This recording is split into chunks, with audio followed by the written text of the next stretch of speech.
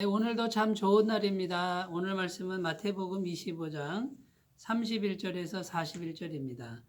인자가 자기 영광으로 모든 천사와 함께 올 때에 자기 영광의 보좌에 앉으리니 모든 민족을 그 앞에 모으고 각각 구분하기를 목자가 양과 염소를 구분하는 것 같이 하여 양은 그 오른편에 염소는 왼편에 두리라.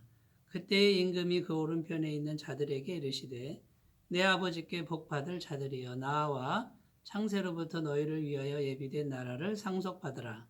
내가 줄일 때에 너희가 먹을 것을 주었고 목마를 때에 마시게 하였고 나그네 되었을 때에 영접하였고 헐벗었을 때에 옷을 입혔고 병들었을 때에 돌보았고 옥에 갇혔을 때에 와서 보았느니라. 이에 의인들이 대답하여 이르되 주여 우리가 어느 때에 주께서 줄이신 것을 보고 음식을 대접하였으며 목마르신 것을 보고 마시게 하였나이까? 어느 때에 나그네 되신 것을 보고 영접하였으며 헐벗으신 것을 보고 옷 입혔나이까? 어느 때에 병드신 것이나 옥에 갇히신 것을 보고 가서 배웠나이까 하리니 임금이 대답하여 이르시되 내가 진실로 너희에게 이르노니 너희가 여기 내 형제 중에 지극히 작은 자 하나에게 한 것이 곧 내게 한 것이니라 하시고 또 왼편에 있는 자들에게 이르시되 저주를 받은 자들아 나를 떠나 마귀와 그 사자들을 위하여 예비된 영원한 불에 들어가라. 아멘. 네, 오늘 말씀은 우리 주님께서 재림하실 때 재림하셔서 모든 민족을 그 앞에 모으고 양과 염소로 구분하여 영생과 영벌에 들어갈 사람을 심판하시는 내용입니다.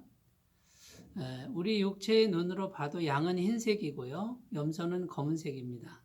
그래서 양은 의인이라 칭하고 영생에 들어갑니다. 예비된 나라에 들어갑니다. 염소는 검은색이죠. 악인을 의미하고요.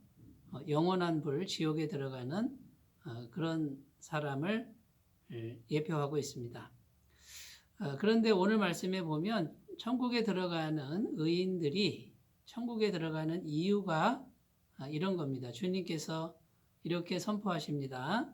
너희가 천국에 들어가는 이유는 내가 줄일 때에 먹을 걸 주었고 내가 목마를 때 마시게 했고 내가 나그네 되었을 때 영접했고 내가 헐벗었을 때 입혔고 내가 병들었을 때에 돌보았고 내가 옥에 갇혔을 때에 와서 보았기 때문에 너희는 천국에 들어간다.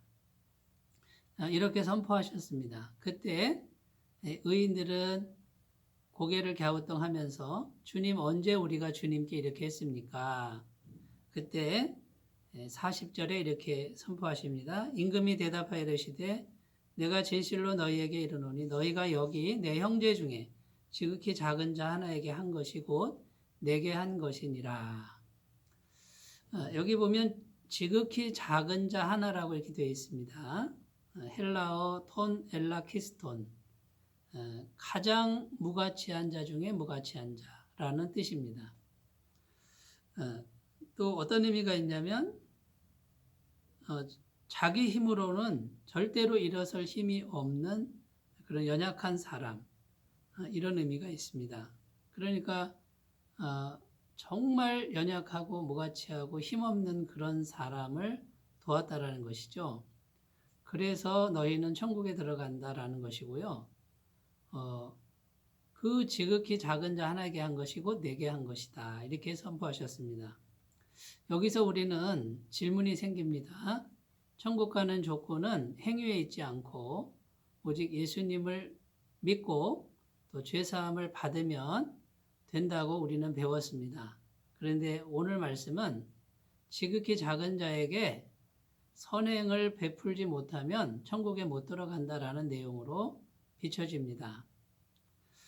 예수님 믿고 천국 가는 거와 지극히 작은 자에게 사랑을 또 선행을 베푸는 것은 어떤 차이가 있습니까? 첫 번째 우리가 생각할 것은요. 예수님은 이 지극히 작은 자, 가장 무가치한 자와 자신을 동일시 하신다라는 거예요. 여기 지극히 작은 자에게 한 것이고 내게 한 것이다. 그러니까 우리 주님은 이 세상에 가장 무가치한 자와 자신을 한 몸으로 여기신다는 겁니다. 왜 그럴까요? 이 세상의 모든 영혼, 어떤 영혼이든지 주님께서 창조하신 창조 작품이고 그 창조는 주님의 영원한 사랑으로 인해서 생겨났습니다. 주님께서 십자가에 죽으셨을 때 가치 있는 사람들만 위해서 죽으신 것이 아니라 정말 무가치한 사람들을 위해서도 동일하게 죽으셨다라는 것입니다. 그리고 성경은 하나님은 고아와 과부의 아버지시라고 이렇게 신이 말씀하셨고요. 또 가난한 자를 돕는 것은 하나님께 구워주는 거라고 말씀하셨습니다. 성경에 보면 구구절절히 우리 주님께서는 지극히 작은 자와 자신을 동일시한다라는 것이죠. 사랑하는 여러분, 그렇다면 주님은 우리를 어떻게 여기실까요? 우리와도 동일하게 여기신다는 것입니다. 그래서 나처럼 이렇게 무가치한 자 중에 무가치한 자, 나 같은 죄인을 위해서 십자가에서 죽으셨다라고 하는 이것이 얼마나 큰 위로가 되겠습니까?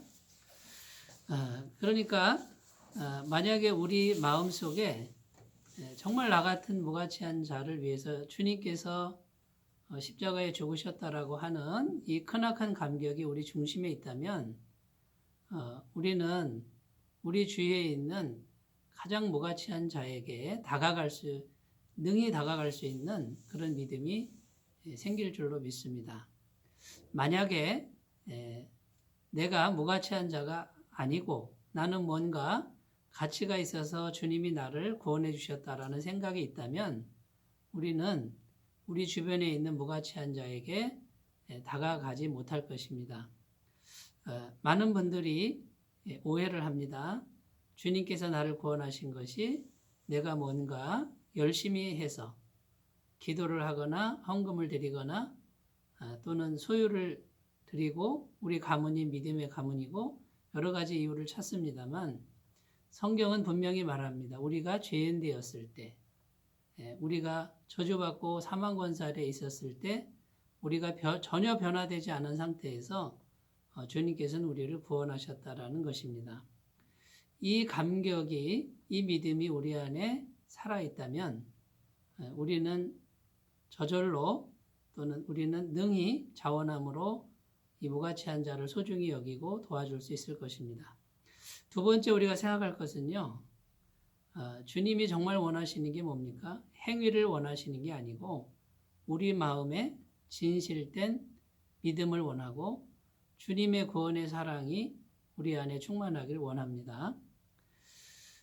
어떤 서울교회 큰 규모가 있는 규모의 교회 목사님이 계셨는데 어느 날 미국에 있는 큰아들로부터 전화를 받습니다. 방광암에 걸렸다는 것이죠. 이 목사님이 눈물로 기도를 하는데 평안을 주셔서 하나님이 고쳐주시겠구나라고 확신을 했습니다. 그 아들하고 통화하는 과정에서 아들도 하나님 음성을 듣는데 더 이상 부모 의지하지 말고 하나님 한 분만 의지하라 이런 음성을 듣습니다. 수술이 잘 됐는데 문제는 1년이 지나도 자리에서 못 일어났다는 것이죠. 병원에서는 앞으로 2달 동안 못 일어나면 가망이 없다는 선고를 받았습니다. 이 목사님께서 눈물로 기도하는데 하나님께서 요엘서 말씀을 생각나게 하시면서 회개하라 라는 음성을 듣습니다. 주님 제가 뭘 회개해야 할까요? 기도하는데 깨달은 것이 있습니다. 교회 규모가 커지니까 명예로운 자리, 또 칭찬받는 자리, 또 권위의식 이런 것들이 자기 마음속에서 자기도 모르게 자라나고 있는 것을 발견했습니다. 이 목사님이 회개합니다. 네 주님 회개합니다. 이제는 내 마음을 먼저 정결케 하는 깨끗한 목사로서 살겠습니다. 이렇게 고백하고 2달 후에 미국에 아들을 찾아갔는데 그 아들이 공항에 걸어서 마중을 나왔다라는 것입니다. 사랑하는 여러분, 우리 마음속에 주님의 구원의 사랑의 감격이 진정 살아있으면 우리는 스스로 지극히 낮아질 수 있고 또 우리 주위에 있는 정말 힘없는 사람들에게 다가갈 수 있는 그런 능력이 생길 줄 믿습니다. 오늘 말씀을 통해서 천국 가는 조건입니다. 예수 믿고 죄사함 받고 구원받는 것, 이것이 공식이 아니라 우리 마음속 중심 깊숙이 주님의 그 크신 사랑을 담는 것이라는 것, 이것을 기억하시고 그렇게 걸어가시기 바라겠습니다. 기도합니다. 하나님 아버지, 이 지극히 작은 자에게 한 것이 내게 한 것이다. 주님께서 이렇게 말씀합니다. 내가 지극히 작은 자였고 주님의 사랑이 나를 구원하셨다라는 이 큰 감격이 우리 안에 있게 하시고 가장 낮은 자로 살게 하시며 가장 작은 자에게 사랑을 베풀 수 있는 삶을 살게 도와주옵소서. 예수님 이름으로 기도드립니다. 아멘. 오늘도 복된 날 되시길 바라겠습니다. 감사합니다.